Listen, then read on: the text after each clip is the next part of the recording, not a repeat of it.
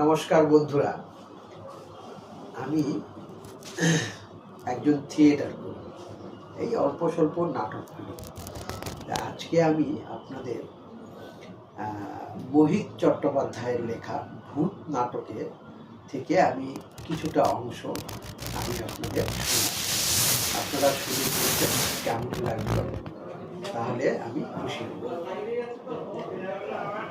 একটা বছর বিদে ভাড়ায় এত বড় বাড়ি, মিছে ভয় পেয়ে এই অর্থ কষ্টের দিনে হাতছাড়া করবেন না। আরে মশাই, ভূত বলে এখানে কিচ্ছু নেই। দুষ্ট লোক, এই দুষ্ট লোকের প্রচারে এত বড় বাড়িটা ভূতের বাড়ি বলে প্রচার পেয়ে এসেছে। আর আমাদের ঘোষবাবু কাঁচা খোলা মানুষ, বাড়িটাকে যে কাজে লাগাবে সে বুদ্ধিও নেই, সে খেয়ালও নেই।